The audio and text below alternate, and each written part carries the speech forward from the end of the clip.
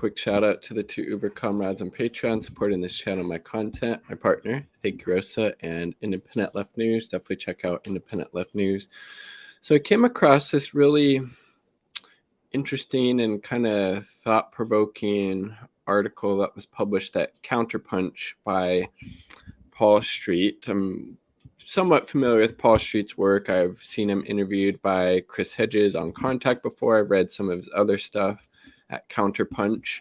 And the title of this article was Glenn Greenwald is not your misunderstood left comrade. And I found out a lot of things about Glenn Greenwald from this article by Paul Street, which I'll link in the video notes down below, that I didn't know before. Some of it was frankly pretty disturbing, and I think Paul Street makes some pretty good points. And again, I don't agree with everything that was in the article, but I do think it's pretty interesting, so that's why I wanted to chat about it today. So here we go. By Paul Street, there's Greenwald. I have, as expected, received numerous emails defending Glenn Greenwald against a recent Counterpunch essay in which I, among other things, all of which were ignored by the emailers, criticized his mocking representation of AOC's instantly infamous tax-rich gown caper as an attempted act of revolutionary socialism. Don't disparage Glenn Greenwald in the left media unless you're ready for an inbox eruption. We'll see if if my inbox faces that same thing after this video. We'll see. Leading complaint in these messages is that I failed to acknowledge that Greenwald was being facetious, and then he shares my Marxist critique, AOC's faux radical stunt. A repeated theme can be summarized as follows: you're on the same side. Give the man a break.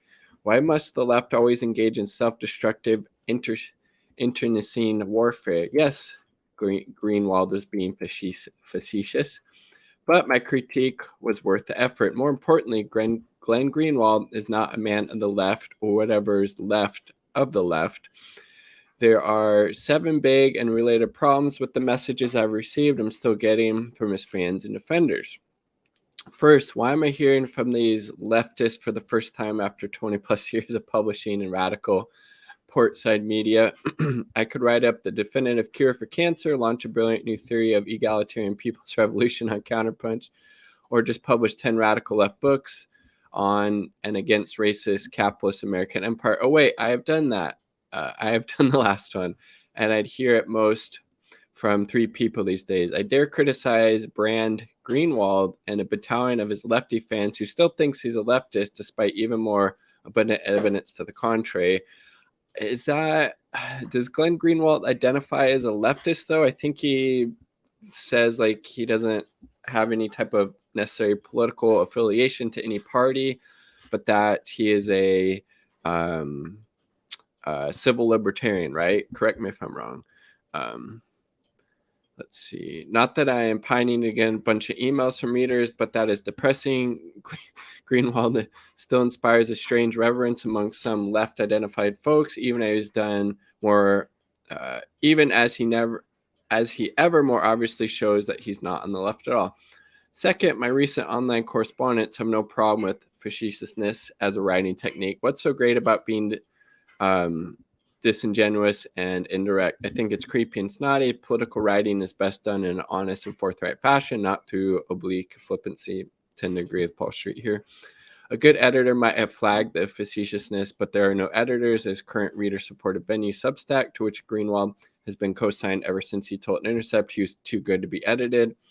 This is in regard to a piece that tried to advance Trump campaign propaganda against Joe Biden on the eve of the 2020 presidential election. Third, the left Greenwald fans writing me seem to have no sense that the faux radical pretend populist nature of AOC's gown gambit is an important and instructive topic that deserves serious treatment from a radical anti-capitalist perspective. I agree. That is the kind of substantive left intellectual work for which Greenwald shows no interest or ability. My September 17th essay did some of the work on the AOC incident, even if it didn't acknowledge Greenwald's supposedly admirable facetiousness. Fourth, titles and subtitles set the tone for an essay or book. Here's the subtitle of Greenwald's essay on the AOC gown drama. While AOC's revolutionary and subversive socialist gown generated buzz, The normalization of massless elites attended to by faceless servants is grotesque. There isn't a hint of implied facetiousness in that subtitle. Well, that's definitely like kind of a weird characterization for Greenwald to make, right? Like that's taxing the rich. That's not revolutionary. That's not subversive socialist. That's very much in line with, social democrat liberal outlook. Nothing about seizing the means of production, nothing about eating the rich. That would have been a lot more revolutionary and subversive, right? Tax the rich, nothing really revolutionary socialist about that. So I definitely take a little bit of issue with Greenwald's characterization there. And again, like those people, so let's see. Fifth, my correspondence exhibited no sense that my critique of Greenwald's take on Gowngate was about much more than just his comments on AOC's faux radicalism. I also criticized Greenwald's snotty shots at George Floyd rebellion and at caring about old people's grandma's pandemic protection, continuation of his ongoing GOP-friendly double standard on contemporary politics by ripping Democrat elites' hypocrisies en masse while saying nothing about GOP madness on mass and vaccines, madness he has sadly aligned himself with. That does seem to be a pretty accurate portrayal of Glenn Greenwald. He spends a lot of time going after Democrats, going after Biden, doesn't really seem to have that same heat for Republicans when they are just as bad and even worse, you could say, especially on, social issues to a large extent. And yeah, so it's pretty interesting. He seems to have just this laser focus, Democrats bad, and then just this huge blind spot for anything outside of that, it seems like. His suggestion that servants are oppressed by wearing masks during a pandemic, I mean, I don't think, it's definitely not a matter of like them being oppressed. It's this juxtaposition, it's this contradiction. The rich, wealthy elite, they have access to really good healthcare should they get sick, they're well off, etc., as opposed to these people, having to mask up for their health to serve these wealthy elites. Most of the people serving hors d'oeuvres and cocktails at festive liberal bourgeoisie democratic gatherings and at Republican neo-fascist ones too, by the way, probably want to be masked for some very good health reasons. They have more random up and close face-to-face interactions with others and far less control of their personal space than do the celebrated party goers at the events. They also have much less access to quality healthcare, as I mentioned, after contracting COVID. COVID masks are not tools of worker oppression, comrades. I agree with that. Masks are important. We're in a pandemic. They can help slow the transmission of COVID. That's important. Greenwald is definitely a little bit off base there, in my opinion. I agree with Paul Street there. 6, my correspondents do not say one word about the other half of my September 17th essay, which discussed the horrific COVID-friendly policies executed by Greenwald's preferred capitalist party in power, the aforementioned Amerikaner Party of Trump, APOT, also known as Republicans in the state of Iowa. But of course, the emailers are obsessed with Glenn the Great and view any perceived disrespect of him as far more important than 3 million plus people in a mere flyover state. If any of them care to know, the Delta variant has recently spiked in Iowa, rising to a 7-day average of 1,800 cases on September 19th, up considerably from 201 on July 22nd. That is a much bigger deal than Greenwald's online reputation. 7th, and this is by far the most relevant point here, the correspondents who tell me Greenwald and radical leftists like myself are on the same side are way off base for years now. The sly fascism denier Greenwald is creepily thrown in with the white nationalist right.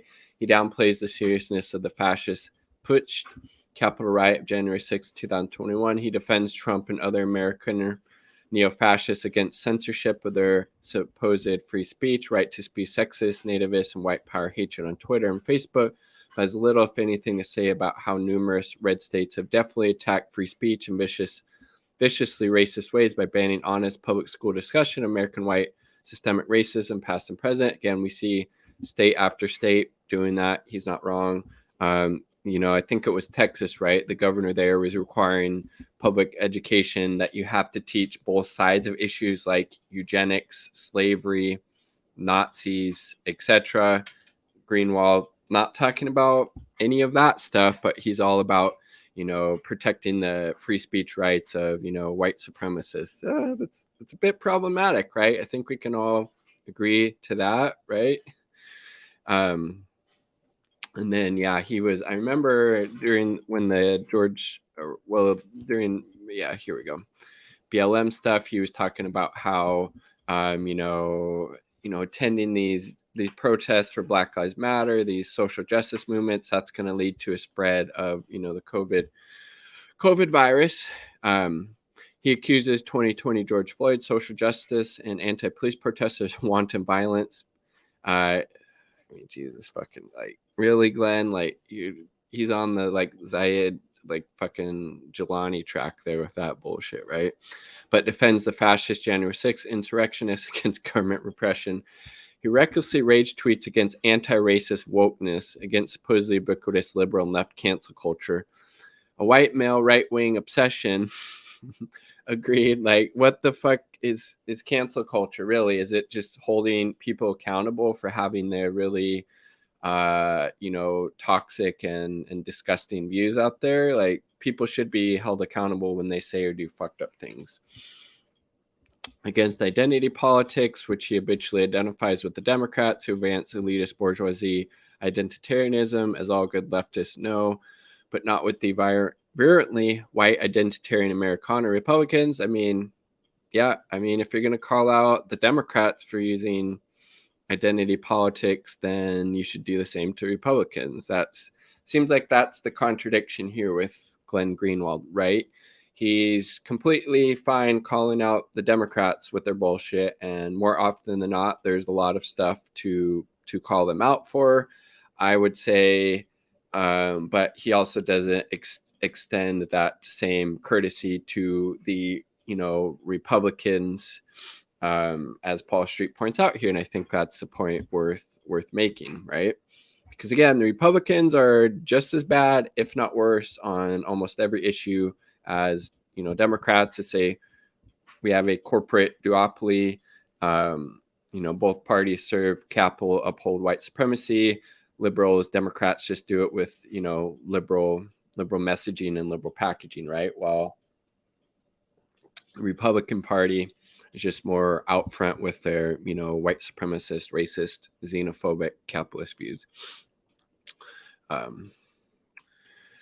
He has joined the white nationalist right in the warning of endless hordes of people pouring over the U.S. border, opining that a nation cannot survive if its population lacks any common foundation and is characterized by scattered. Oh, Jesus Christ! How long ago? I'm kind of curious. When did he say that?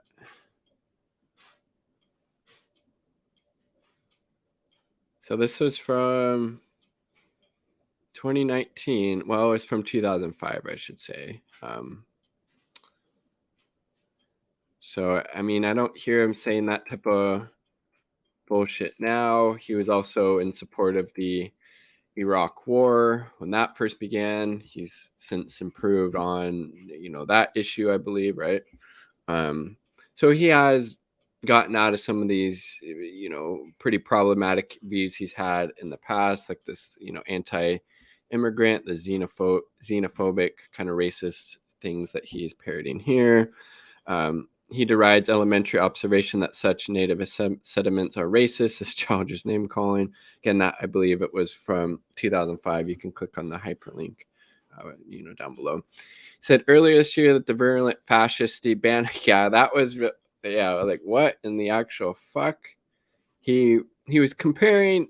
He was claiming Tucker Carlson, 2016 iteration of Trump, and Steve Bannon were socialists. We're socialists.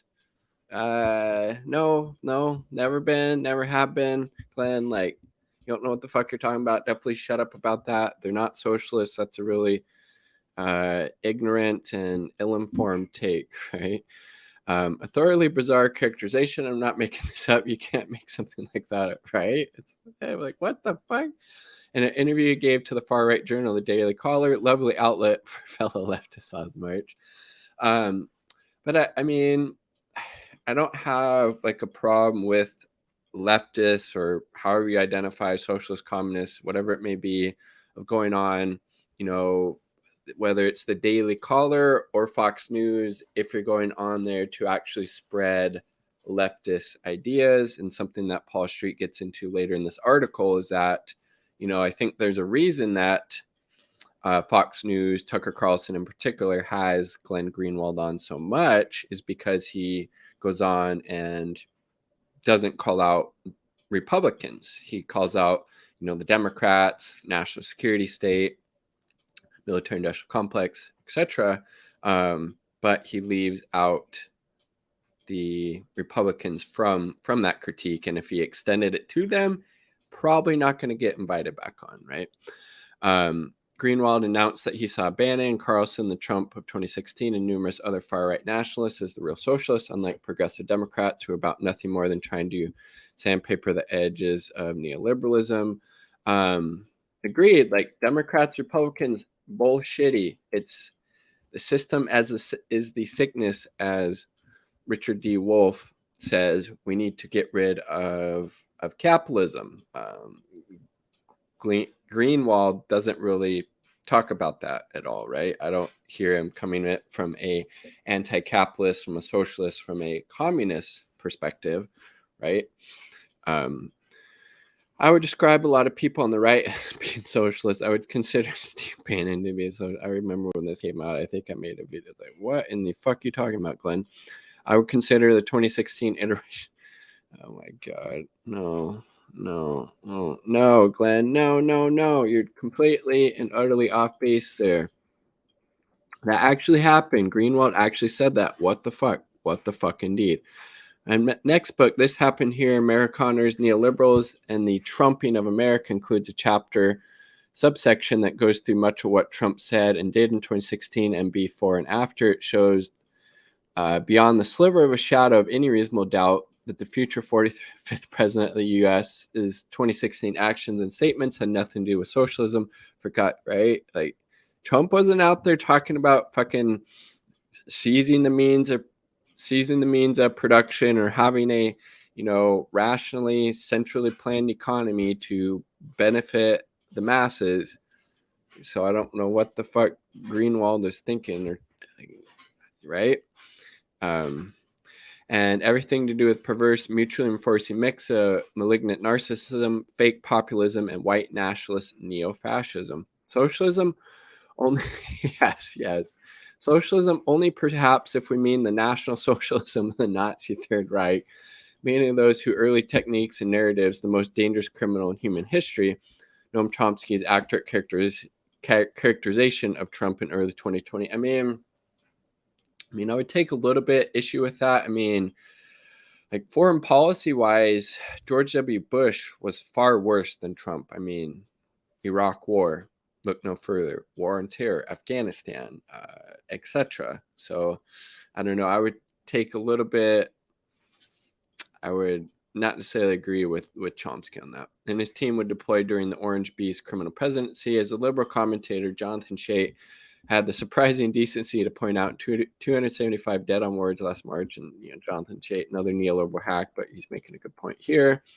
Carlson, Bannon, and Trump fail any sane definition of socialism. Agreed. There's still an insane definition favoring parts of the right, which claims that Adolf Hitler is actually socialist. By this definition, the political spectrum is a simple line, with one pole being laissez-faire capitalism, as articulated by the American right, and the other being any form of big government. Since fascism employs a great deal of government power and sometimes even uses the term socialist in its self-definition, fascism is actually on the left. This was always a ridiculous way to understand fascism. It has become more obviously ridiculous over the past 5 years, which have brought actual self-identified Nazis in a broad coalition with the laissez-faire conservatives. There's a reason Nazis called their 2017 Charlottesville torture rally "Unite the Right," not "Unite the Left." It's because they're on the political right, yes. But yes, if you consider demagogic attacks on immigrants and the transnational global corporatist elite combined with substance-free promises to take better care of our own working class to be socialism, then you can describe Carlson's branded demagogic hate mongering as socialist. In place of a redistribution of wealth, it offers working class people the chance to direct their sentiment. It calls cosmopolitan elite tugs collar nervously and various brown-skinned people. Propelled by his unshakable conviction that the Dem Party is the main obstacle to the progressive agenda. Again, it's not just that's the issue with Greenwald. It's just the Democrats are the only issue. When no, it's the corporate freaking duopoly, Glenn. Democrats, Republicans, they side with capital. They support U.S. imperialism. They support white supremacy in the U.S. and abroad. We need to get rid of the capitalist system. That is the main obstacle to the progressive agenda. Greenwald has successfully completed his orbit around the political spectrum. He now finds himself hailing the socialist bona fides of a wealthy heir, Carlson, who uses racial resentment to direct the white working class away from material concerns. It's a National Socialist German Workers' Party. Bullseye. Greenwald has appeared dozens of times on his misunderstood friend Carlson's. No, Tucker Carlson is not misunderstood. The dude's a out and out fucking racist, white supremacist, xenophobe. He's horrible. He's trash. He has a couple of good takes here and there. Maybe he'll speak up for, Julian Assange every once in a while, stuff like that. But beyond that, the dude is fucking reprehensible on every level. Carlson's despicable Fatherland News show, likely accounting for the lion's share of his 72 appearances on Fox between December 2017 and June of 2021. Quite a bit. And the leading forum of white nationalist hate and neo-fascist propaganda in the U.S. today. Can't argue with that, right? He provides cover for the fascist frozen food fortune Eric Carlson, who recently spent a week broadcasting from neo-fascist Hungary, backing Tuckham's bogus claim to be the victim of liberal surveillance by the NSA. He lends deceptive credibility to TV dinner Princeling's claim to be open-minded and tolerant of the left by habitually going on the show as a supposed portside commentator, writing about Greenwald's regular appearances on Tucker Carlson. Hey, Tucker, that's nice. That's nice. That's clever. The New Republic's Jacob Silverman put things very well last July. If Greenwald was a more honest broker, he would denounce Fox News as fiercely as he does CNN and MSNBC. All corporate media is horrible, but he seems to only go after, the liberal institutions, CNN and MSNBC, while leaving the, conservative outlets untouched, unscathed, because, he's been on Fox News 72 times in the last several years. Probably gets a little bit of kickback from that, gets his brand out there, gets his name out there, probably boosts his Substack subscriptions, etc. There's a reason he's not calling out Fox News, right? There's a reason he's not combative towards that outlet. In the world of 24/7 infotainment, there are no redeemable cable news networks, but Fox's list of sins is long. Carlson peddles vile anti-immigrant rhetoric, as Greenwald did early in his blogging career, as article alluded to earlier, and has expressed support for, replacement theory, in which, according to its adherents, the white population of this country is threatened. Oh my God. Carlson is also less than reliable. Last year, in defending their star personality slander case, Fox News lawyers said that he should not be taken seriously. Instead, they claim Carlson is engaging in exaggeration and non-literal commentary. Tucker Carlson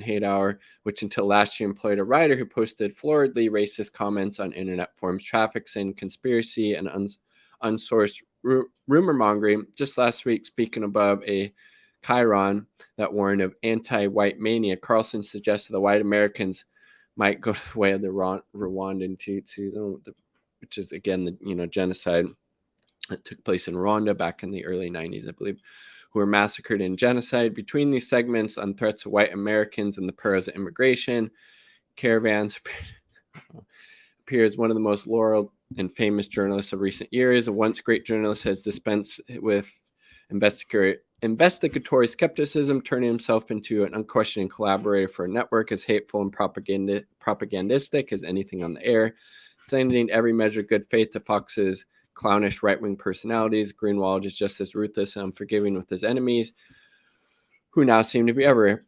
Promising that he's tolerant of genuine critique, he brooks none. He doesn't seem to do a very good job of, being able to engage in self-criticism. He does a great job of being able to criticize others, especially, liberals and Democrats, but doesn't have that same type of self-reflection directed in. Mao talked about the importance of criticism and self-criticism. Seems like Greenwald really is only able to engage in the former. With 1.6 million Twitter followers and tens of thousands of Substack subscribers, he can afford to live in his own bubble. As a prolific left political scientist and media critic, Anthony DiMaggio recently wrote me some of Greenwald's right-wing giveaways, going on Fox News and giving credence to Tucker Carlson and using it as a platform to attack Dems while refusing to say a single critical word about Republicans. Again, I don't have an issue with people going on these right-wing conservative, networks, Fox News, Daily Caller, whatever it may be, if you're bringing the same heat to Republicans that you are to Democrats, right? You need to don't be fucking dogmatic. Don't be, just going in with blinders on. You need to have that credibility to call out both sides, to show the contradictions of the Democrats and the Republicans of the corporate duopoly, not just singling out one while completely leaving out the other. Point well taken. It's hard to see how people can be so intentionally thick as to miss that he's only invited on because he's attacking Dems, 100%. The second he goes after Republicans, he's done there. And he hasn't done that, so he keeps inviting back, right? If you can show me any evidence of him actually criticizing Republicans any substantive way during one of his Fox News appearances, please let me know. I'd love to be proven wrong. Absurdly attacking big tech companies for supposedly being left-wing totalitarian censors ignores the reality they have served as hardcore platforms for the worst kind of right-wing conspiracy theories for years. Under Trump and beyond, they've been a vehicle for turning U.S. politics into a right-wing conspiratorial sewer. Attacking Democrats as fascists and Orwellian while denying that white supremacy and fascism is a real thing on the American right, 100%. This is just monstrous and deplorable, but hey, he made his bones defending Nazis, so that's what he does. Yes, the receipts are down there. As a young, or just, I don't know how young or old he was, but Glenn Greenwald literally defended Nazis and white supremacists back when he was practicing law. I'm not sure if he still practices law, but sorry, that's fucking indefensible. No. If you're a fucking lawyer of conscience, you should not be out there defending fucking Nazis and white supremacists, Glenn Greenwald. That's fucking disgusting. He's on my left side, really? I don't ally with white supremacists, the GOP, Nazis, and carry water for a fascist denying, climate denying arch plutocrat GOP. His opposition to NSA spying was almost 10 years ago. He can't sit on his laurels forever. His appeal to the left has to be more than that. If that's it, plus all the normalizing of right-wing neo-fascist politics he's been doing that, it's true. Sad state of affairs, and now he's channeling GOP talking points with all the anti-mask and ripping on AOC. Again, I think, AOC is definitely up to criticism, but it's what are you having a socialist? Are you having a Marxist critique of her? Which, Greenwald doesn't have because he's not a Marxist. He's not a socialist. Talk shit about her not wearing masks at the gala, but says nothing about pandemic fascists like Greg Abbott, Ron DeSantis, and Trump. Again, all of these people are against, masks, social distancing, and, don't want kids to wear them at school, etc. So criticizing, AOC and these elites at that Met Gala event for not wearing masks. Where's the same heat for Abbott, DeSantis, and Trump? 100%. You can't do that and be taken seriously on the left or what passes of it. Again, you need to have some fucking consistency, have some moral consistency. If it's bad when, liberals and these elites at this Met Gala event, aren't wearing masks, then have that same fucking heat for these Republican fascist fucks. Whereas Gigi's attack on the GOP for anti-critical race theory, Orwellian spying and teachers in the classroom stuff, he has literally zero to say on that, and that is critical of GOP. All he does is attack Dems because that's what Fox wants. That makes him a Republican. Glenn Greenwald is Republican because Fox News signs for his checks. That's your headline right there. I mean, what do you think about that? That's a pretty provocative claim, but I mean, the evidence is there to support that, right? Point three, DiMaggio is, of course, referring to how Greenwald broke in the public eye as an Illinois lawyer for Nazi leader Matt Hale. So stop sharing that, and then we'll share this one again so we can see that. Here we go. Thread on Glenn Greenwald's history normalizing and empowering the white nationalist right as a free speech absolutist. Again, sorry, you're spreading fucking hate speech, you're spreading Nazi white supremacist propaganda. There's no need for that. I mean, Greenwald would probably be one of these people who would be out there saying it's not okay to like punch or confront Nazis. They should be able to, spew their hateful, genocidal, white supremacist rhetoric, right? Greenwald was the lawyer for neo-Nazi Matt Hale, who formed the World Church of the Creator, religion linked to violent hate crimes. So they were saying, he's saying there's not a threat of white supremacy in the United States. Like what? That's a bunch of bullshit. Important to keep the threats perspective and not be alarmist about it. So Paul, like, I mean, again, the FBI released that report, right, showing that white supremacist threat, like that's the biggest domestic terrorist threat we face in the United States is from white supremacists. But Greenwald's, no, keep it in perspective. Let's not be alarmist about all of these fucking white supremacist groups and people all across the U.S. I mean, get the fuck out of here, dude.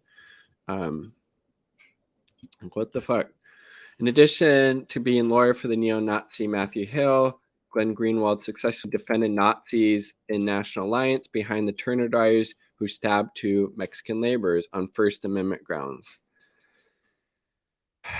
In several cases over a 5-year span, Greenwald represented Matthew Hale of the, let's see, is it showing that one? Let me see. Yes, cool. The head of the Illinois-based white supremacist World Church of the Creator, which attracted a small core of violently inclined adherents. In one case, Greenwald defended Hale against charges they had solicited murder of a federal judge. Hale was eventually convicted when the federal prosecutor, Patrick Fitzgerald, produced the FBI informant who Hale had arranged the killing. Greenwald's other clients included neo-Nazi National Alliance, who were implicated in especially horrible crime. Two white supremacists on Long Island had picked up a pair of unsuspecting Mexican day laborers, lured them into an abandoned warehouse, and then clubbed them with a crowbar and stabbed them repeatedly. The day laborers managed to escape. When they recovered from their injuries, they sued the National Alliance and other hate groups, alleging they had inspired the attackers. Greenwald described the suit as a dangerous attempt to suppress free speech by making holders of unconventional views liable for the actions of.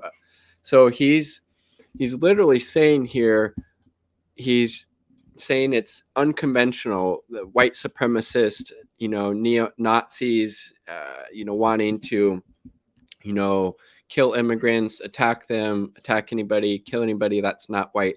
Those are unconventional views instead of calling it what it is, like fucking white supremacist Nazi thought. I mean, Jesus Christ. That's fucked. To describe white nationalists was troubling, but on First Amendment grounds, he has God damn, dude. It's disgusting. Glenn Greenwald was a lawyer for the Nazis and held right-wing views. The parades of evils caused by illegal immigration. Oh my God. Yeah, again, this was, I believe, back in 2005. But, I mean, so he's had these really, frankly, disgusting views for a long time. I mean, sorry, man, there's no fucking defense for being a lawyer for fucking Nazis and claiming that white supremacist views are unconventional. Give me a fucking break. That is, you're holding water for fucking Nazis, Glenn. That is disgusting. Yeah, so his anti-immigrant rhetoric in the past has been a steadfast promoter of right-wing libertarians such as Ron Paul, worked for the Cato Institute. Let's see. Greenwald had come to reside in the political forest, where the far left meets the far right, often but not always under the rubric of libertarianism. His social liberalism struck an individual's chord, pleasing right-wing libertarians as well as left-wing activists.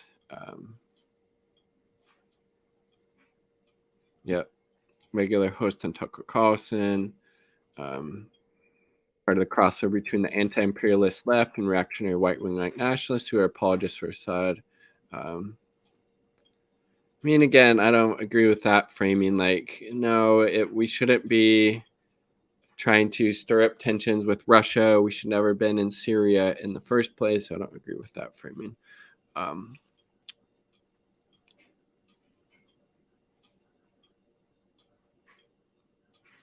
Yeah.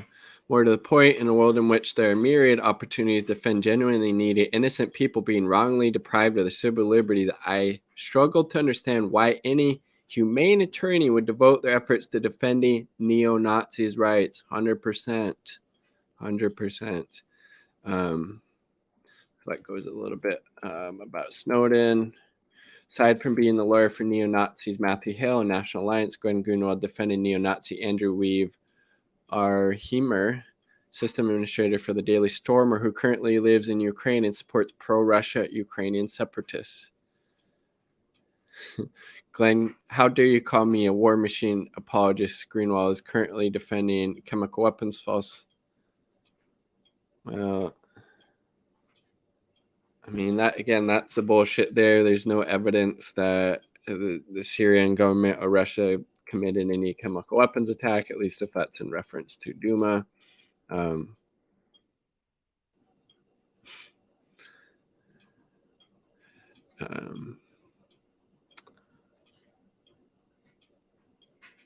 Wow. Did he defended them pro bono? Jesus. Yeah, I love that Greenwald is making an argument how there should be no negative consequences for Holocaust denialists while attempting to teach their views academically, and only Syria Twitter cares about.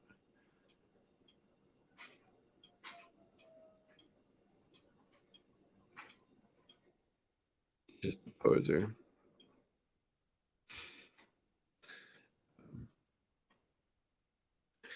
So he also supported George Bush in the Iraq War. Again, that was a while ago. He seems to, not being such a, warmongering patriot anymore.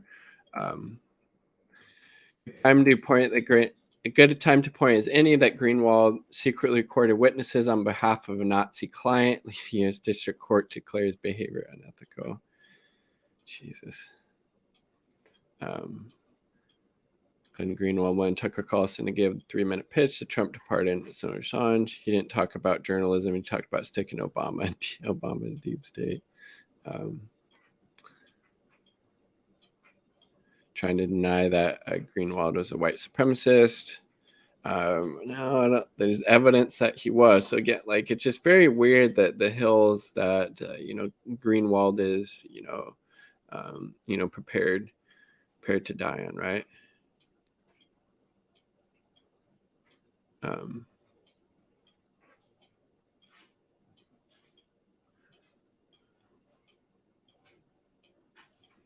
Yeah, Lee, like Zayed Jelani, like, if you want some other really fucking just horrible, disgusting takes, look at his fucking Twitter feed.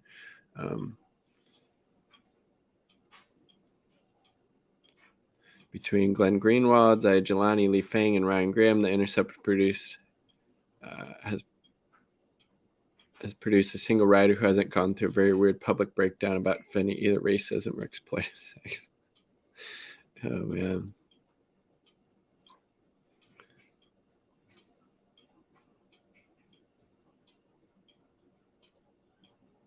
In McVeigh's trial, where he was convicted and sentenced to death, prosecutors introduced clippings he had at the Turner Diaries, which featured a similar design bomb. At some point, you have to keep denying these types of people are racist. You are one, right?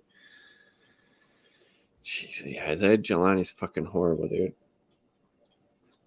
His takes are just as bad and problematic, frankly, as Glenn's. All right, so wait, let's go back. Cool. And share that again. We'll finish the article. This video is getting rather long, isn't it? Here we go. Boom. Yeah, maybe Gigi is just circling back to his beginnings. Recently and belatedly learned that Greenwald initially supported the U.S. invasion of Iraq because he explained in 2006 book, How Would a Patriot? I wanted the president, the maniacal, messianic militarist George W. Bush, to succeed because my loyalty is to my country. No. You shouldn't be to your country. That's stupid. Because I accepted his judgment that American security would be enhanced by the invasion of their sovereign. What? Really? You're 36-year-old at the time, and that's the best you could do, Glenn? Jesus. Speaking of my inbox, since I clicked on Greenwald's Substack page, I'm now getting emails advertising the latest essays and message that went on 2 days ago. Report says hot on the trail of a late-breaking news story: the oppression of Donald Trump by Hillary Clinton's Russiagate hoax. Message today, Wednesday, September 22nd, says that he's found new proof of the Biden family emails, how the liberal media collaboration with the CIA and big tech to steal the 2020 election from that 2016 socialist Donald Trump. When he's not worrying about how face masks and vaccine mandates oppress the proletariat, Greenwald is all over the Hunter Biden New York Post deep state laptop story. Who no doubt be elaborating this on the farther news any day now. And no, me shaking my head in disbelief at Greenwald's obscene service to the neo-fascist APOT does not make me a fake left apologist for the doddering corporate imperialist Joe Biden, who I've relentlessly criticized from the radical left. See this for one of many examples the last 3 years. Okay, that's enough. If the last remaining left Greenwald defenders and fans want to bust me for not properly acknowledging the snotty and ill-advised facetiousness of Greenwald's attack on the gowned social democrat AOC and her fans, fine.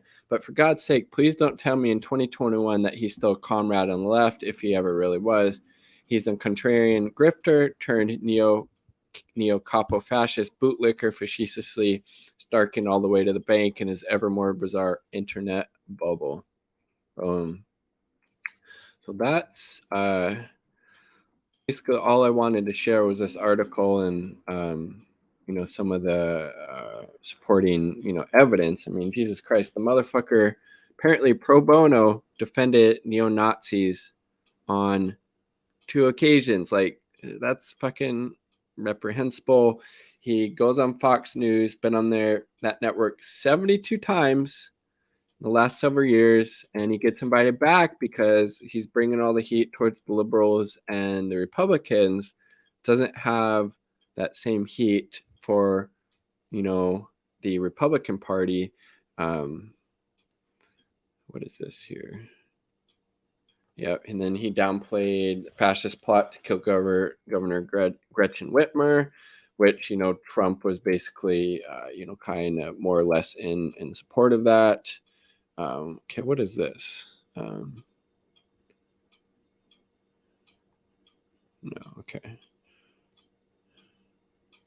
There's something else on here I was gonna pick up.